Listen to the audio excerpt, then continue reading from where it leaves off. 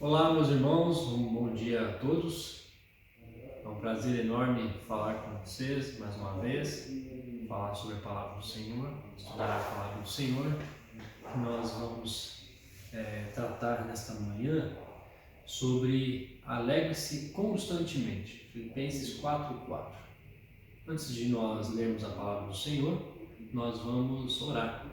Então, feche seus olhos, que eu estarei conduzindo esta oração. Senhor, nosso Deus e Pai, nós nos alegramos no Senhor, porque o Senhor tem nos abençoado com chuvas de bênção. Reconhecemos a Tua graça, a Tua misericórdia e que nós, mesmo não sendo merecedores, ó Deus, da Tua graça e da Tua misericórdia, o Senhor foi amoroso para conosco. Isso já é de tal grandeza e poder, majestade, misericórdia, graça, que nós já estamos satisfeitos por isso. Nos ensina assim, Senhor Deus, nos ajuda a ter satisfação no Senhor, para que venhamos a ter uma boa consciência, uma boa vida, uma vida contente em qualquer tempo. Em nome do Senhor Jesus. Amém. Meus queridos, abra sua Bíblia, lá na carta de Paulo aos Filipenses, capítulo 4, o versículo 4. Capítulo 4, versículo 4. É um texto curto e que nos ensina muito, né? Essa passagem de Paulo aos Filipenses. Vamos lá.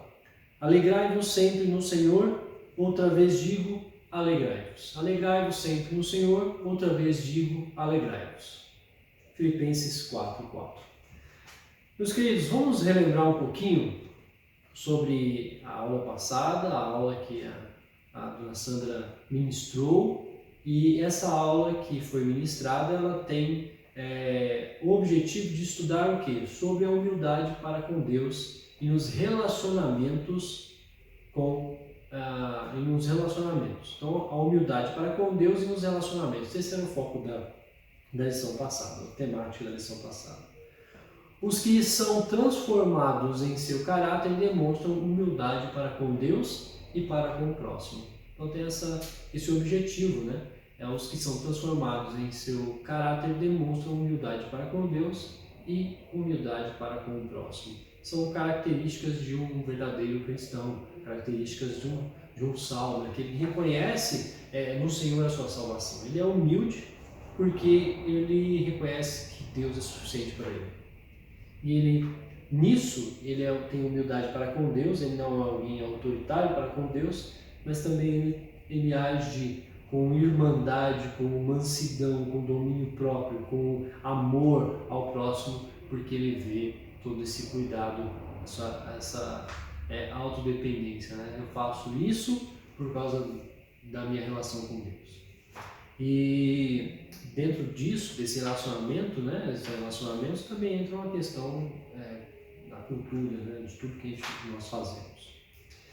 Tendo visto o que a matéria da lição 5 nos mostrou, nós entramos no nosso objetivo de hoje. Nosso objetivo é, ao final desta aula, o que nós queremos e qual é a nossa compreensão, qual é a nossa meta. Compreenderemos que a mudança de caráter resultará num viver alegre e contagiante no meio das pessoas. Então, nosso caráter cristão, a nossa autodependência de Deus, o nosso contentamento com a pessoa de Deus, com o que Deus tem nos provido, muda a nossa perspectiva, muda o nosso comportamento, muda uma realidade de testemunho para o mundo. Então, viver alegre e contagiante no meio das pessoas. Isso muda a perspectiva do ser humano, né? Nós vamos caminhar e maturar mais essa ideia. Isso quer dizer o quê? O que eu quero dizer sobre isso? Os que nascem de novo desenvolvem um caráter de alegria constante. Aquele que nasceu de novo, ele demonstra um caráter de alegria constante. constantemente, por isso que o texto diz: alegrai-vos sempre no Senhor, outra vez vos digo, alegrai-vos. Então essa ideia de constância aí na alegria do Senhor. Ensinar que a alegria verdadeira não depende da circunstância ou dos bens materiais. Então a lição 6, ela tem por esse objetivo: eu quero conduzir vocês a uma circunstância verdadeira, ensinar que a alegria verdadeira não depende das circunstâncias ou dos bens materiais. Então, a nossa parte introdutória, como introdução aí, a gente mostrou os objetivos da aula, mas a nossa parte introdutória, ela vai dizer o seguinte, que nós, alguns casos, alguns momentos do nosso cotidiano, da nossa vivência, alguns momentos tristes podem impactar profundamente, até a revista vai dizer isso, a sua revista que você tem aí na parte da introdução, no finalzinho do primeiro parágrafo aqui, nós temos que vivemos momentos tristes e isso impacta profundamente o modo como nos relacionamos com Deus, conosco e com as pessoas. Sabe, algumas perspectivas, tem pessoas que passam por momentos de tristeza, por momentos de angústia, por momentos de confrontos na família. Isso eles levam o rancor, ou a falta de perdão, ou não deixando, por ter perdido um emprego, se sentem menosprezados. Essa concepção, essa forma de entender o homem, essa antropologia que algumas pessoas nós temos, ela pode impactar no modo como você cultua, no modo como você vive com as pessoas, no modo como você administra o todo em sua volta. Então isso tem impacto. E todos esses momentos nos mostram a falibilidade humana e a possibilidade de sermos envolvidos por sentimentos de tristeza e ansiedade. Olha onde é que isso vai impactar. Hoje um contexto onde as pessoas estão sofrendo de ansiedade por causa de alguns efeitos, de algumas consequências na vida dela. Então, algumas consequências têm levado as pessoas a efeitos doentios, né? A realidade de desenvolver alguma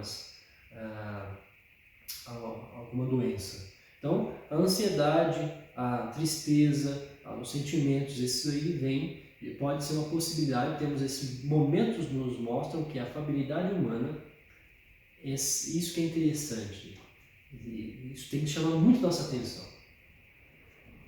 Nós não estamos citando e falando sobre um contexto onde o externo muda o interno. Não, é o interno, questão da falibilidade humana, questão da queda, questão de pecado original. Estou falando das consequências, as causas do pecado original. Estou falando do pecado original. Lá em Adão, aquilo foi tão drástico, tão perigoso, foi uma depravação total, foi tão profundo no ser humano, que essa falência humana e de espiritualidade, de amor ao próximo, de contentamento, de alegria, de amor, de domínio próprio, tudo isso aí gerou o quê? Que a possibilidade de sermos envolvidos por sentimentos de tristeza e ansiedade. Então tudo isso, a queda gerou em nós. Como nós vamos corrigir isso? O exercício diário de nossa fé, aguardando com expectativa o retorno de Jesus Cristo, olhando para frente, fixando nele, e é o que alimenta o nosso coração. Então, como podemos viver hoje? Como nós corrigimos os anseios da queda? Como nós corrigimos os efeitos da queda? Primeiro, tendo uma convicção da pessoa de Jesus Cristo. Segundo, tendo uma vivência contínua na sua palavra, dependência da sua palavra. Terceiro, uma vida de dependência na oração e da palavra dele. E nisto nós vamos caminhar pela fé. a vivência pela fé. Por isso que o texto aqui, a própria revista, é a plena certeza de fé no Deus que não pode falhar, que enche o nosso coração de alegria indizível e cheia de glória.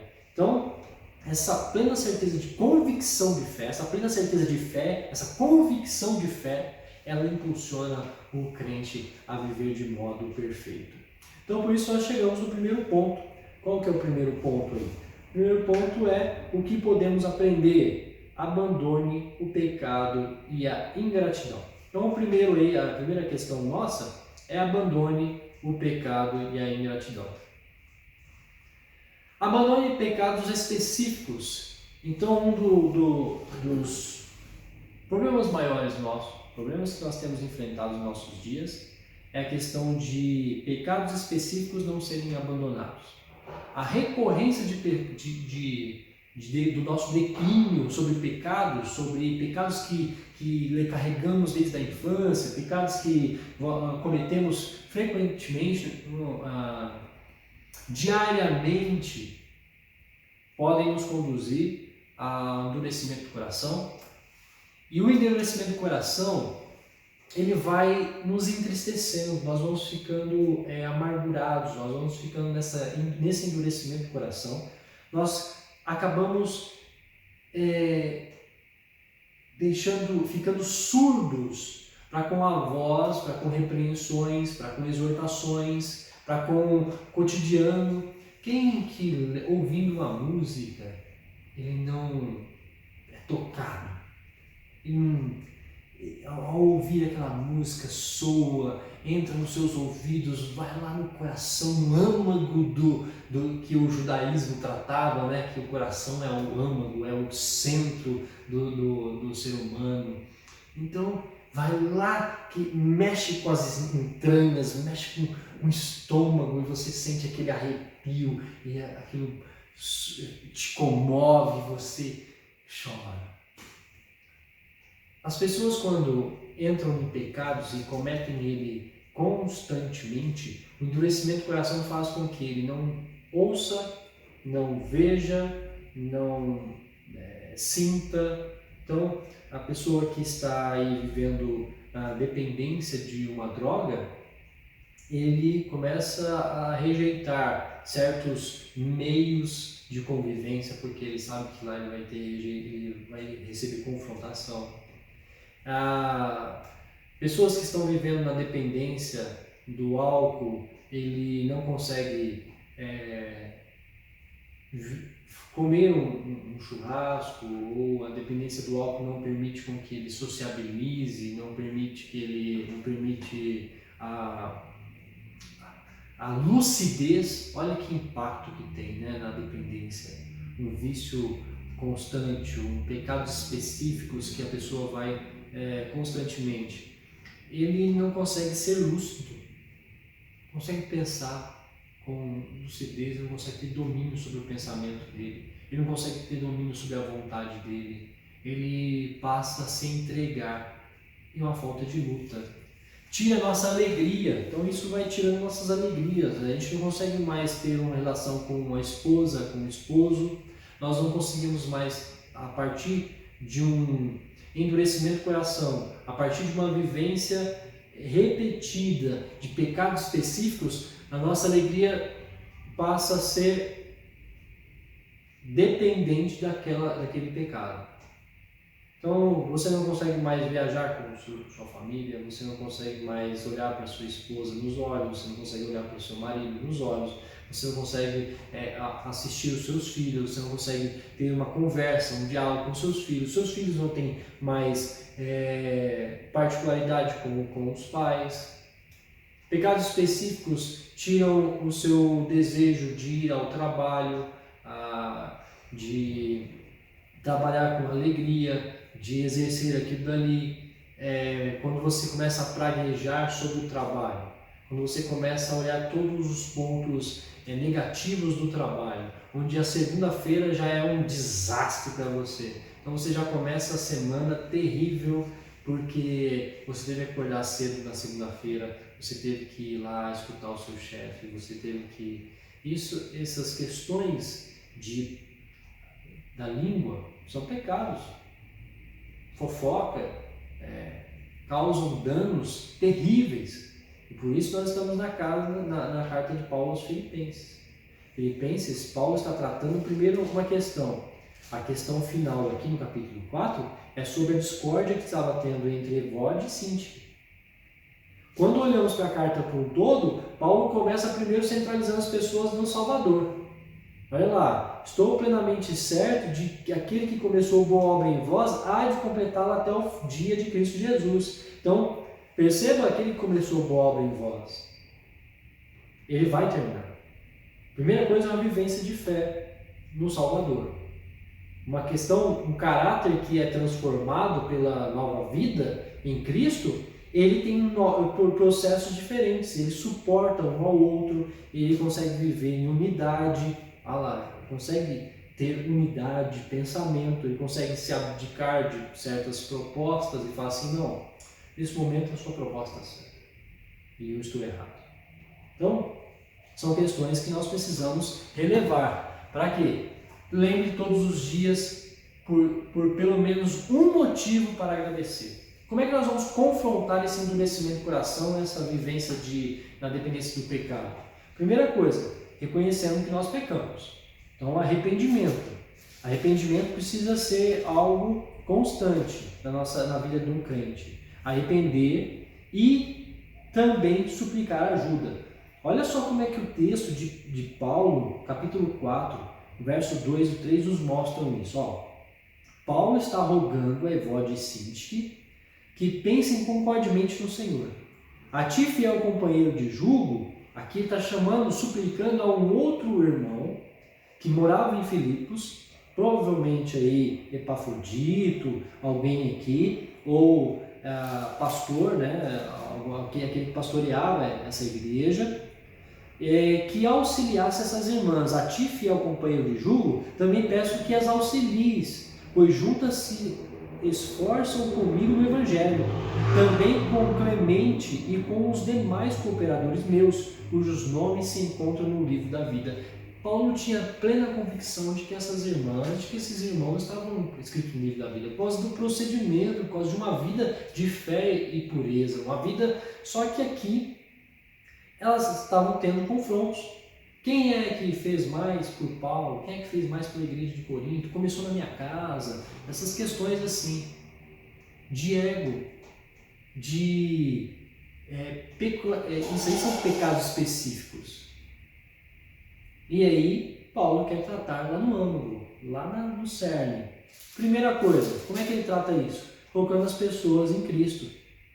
Lá no capítulo 2, do verso 1 até o verso 11, vai mostrar que o centro de tudo é a pessoa de Cristo. Por quê? Se Cristo, sendo o próprio Deus, se humilhou e suportou a morte por causa de pecadores, e você não vai suportar o seu próximo por causa do pecado, por causa por misericórdia, não é por causa do pecado, por misericórdia? Se você não consegue ser misericordioso, é um exemplo de que ainda não há a convicção, você ainda tem algum ponto em discórdia com a teologia, com o conhecimento bíblico. Então você precisa rever esses pontos, precisa tratar isso aí. Não estou dizendo que você não seja um filho de Deus, alguém que realmente professou sua fé. Mas em algum ponto da teologia nós muitas vezes capengamos, nós ficamos titubeando, né? Nós precisamos corrigir arestas para que venhamos a caminhar em santidade ao Senhor. Então como é que nós vamos tratar isso aí? Lembre todos os dias por pelo menos um motivo para agradecer. Meus irmãos, quer confrontar um coração endurecido? Coração endurecido não consegue se dobrar para se ajoelhar para orar. Coração endurecido, quando você não tem alegria e prazer naquilo, você não visita a palavra do Senhor, você não visita um momento de oração, você não tem... Quer ver? Pessoas que são endurecidas de coração, que têm rancor com o outro, e não conseguem visitá-lo mais, não conseguem ir lá compartilhar a palavra. Então, como é que nós vamos lutar contra isso? Tenha um coração grato e alegre. Primeira coisa, gratidão. Sabe, eu quero remeter a Eva e depois a pessoa de Adão. Por quê? Porque Adão e Eva mostraram perspectiva de ingratidão. O Senhor fez tudo isso aqui e eles foram lá e desobedeceram. Por quê? Perspectiva de ingratidão. Corações gratos tendem a não se corromper com facilidade.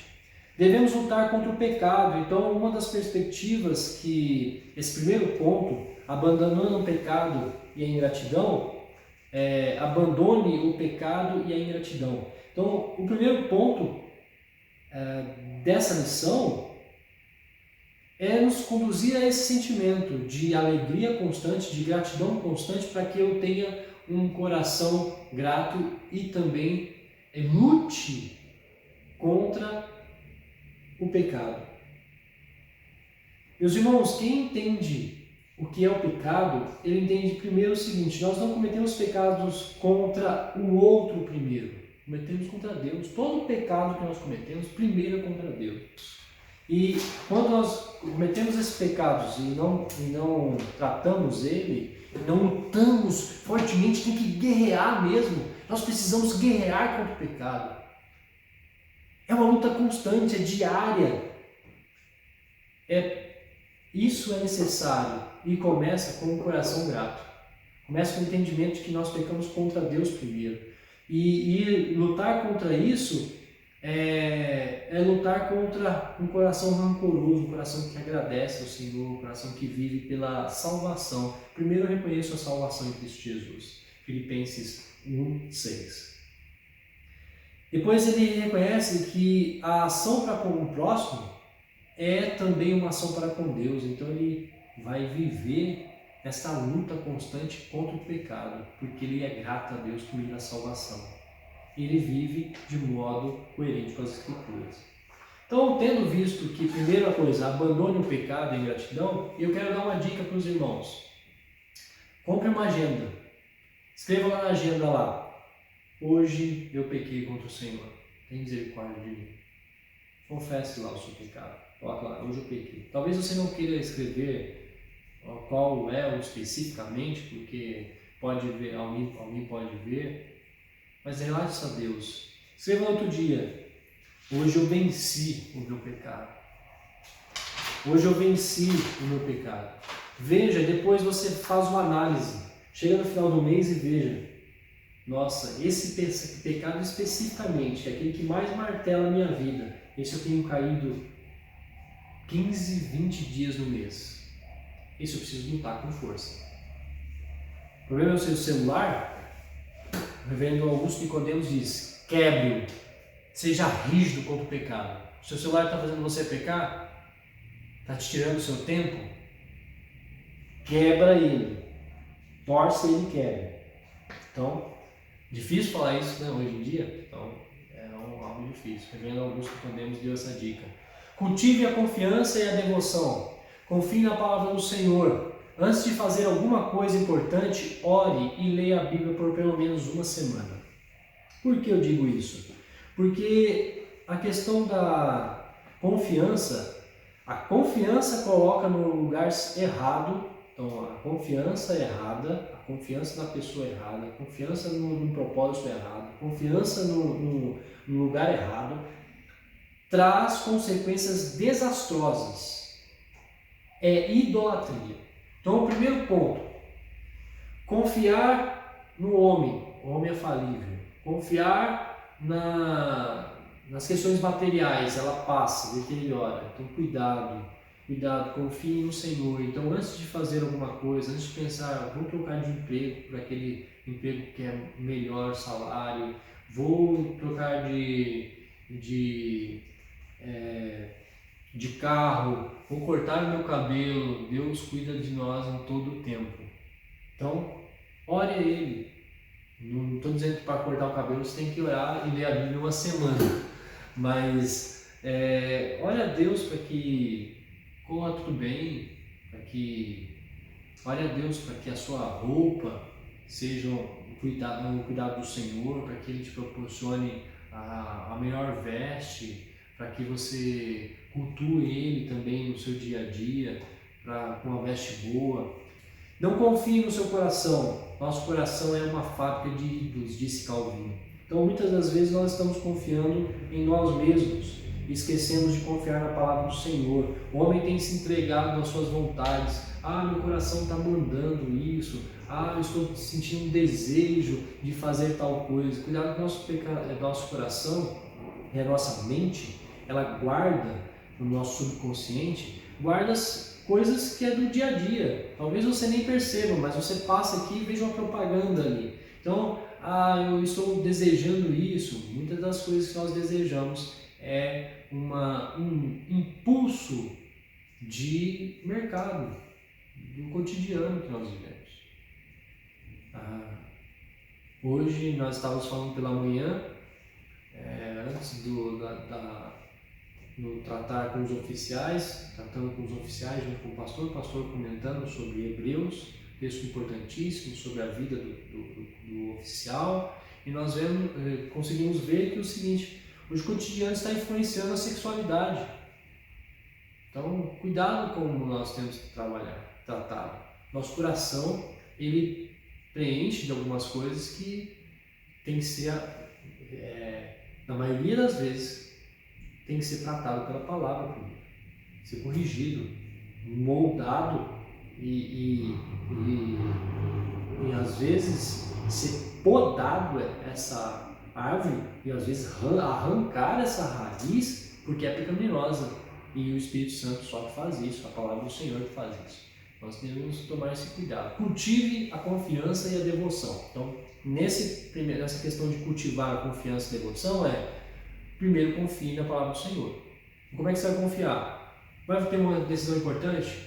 Leia a Bíblia, ore pelo menos uma semana. Não confie no seu coração. Nosso coração é uma fábrica de ídolos. E não pare de buscar a piedade.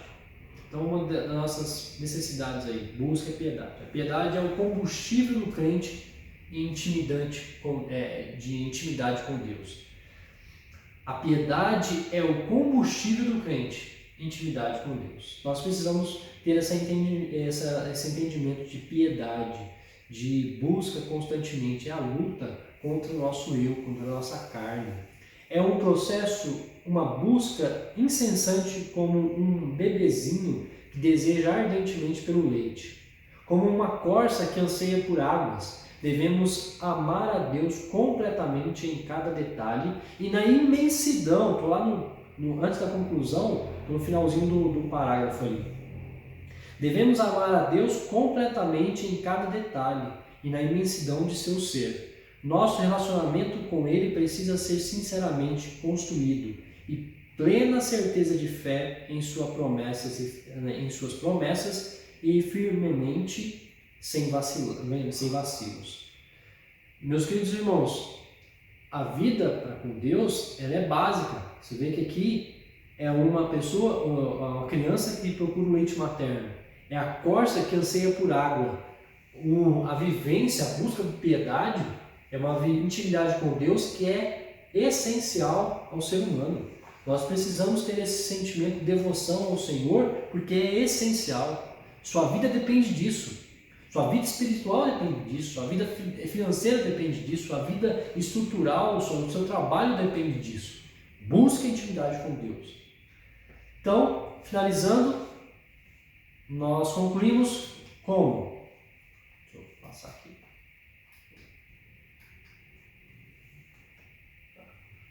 Medite, compartilhe e declare o que Deus fez e tem feito e fará por você. Um coração grato é livre de cobiça. Então medite, faça isso, pronuncie isso constantemente. Uma pessoa vazia não se contenta com nada, por isso não é grata.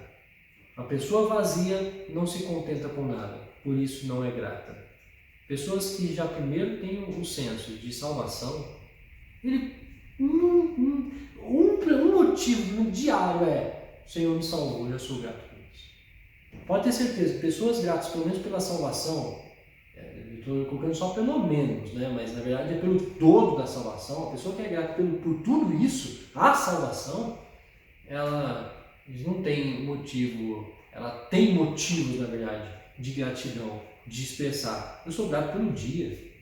Só de acordarmos salvos é misericórdia do Senhor. Uma pessoa ingrata é corrupta, é mesquinha e não consegue se analisar, e muito menos o próximo. Pessoas que são ingratas, elas se corrompem facilmente. Exemplo disso, a queda. A ingratidão levou à corrupção. Então você tem esses pontos, a corrupção.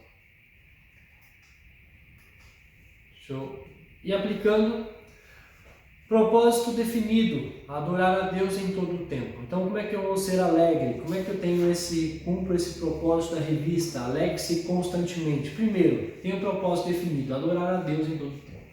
Segundo, reconhecemos a eleição, isso nos conduz à humildade. Primeira coisa é humildade, meus irmãos. Um coração que é alegre constantemente, ele é humilde. Reconhecer o perdão de Jesus nos faz suportar e perdoar ao próximo. Então, a alegria faz o suportar um ao outro, faz com que haja perdão.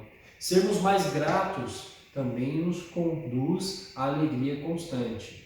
Sermos preenchidos pela palavra de Cristo também nos conduz à alegria constante. E nisso nós encerramos a nossa lição de hoje, que é alegre-se constantemente.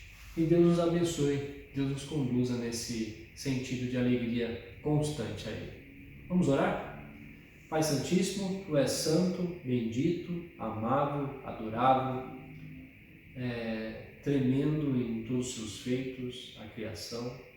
Te adoramos, ó Deus, pela salvação, te adoramos pela vida, pelo respirar, pela proteção, pela misericórdia e muito mais, porque se algo faltar para nós, até o fôlego de vida aqui, estaremos com o Senhor na glória.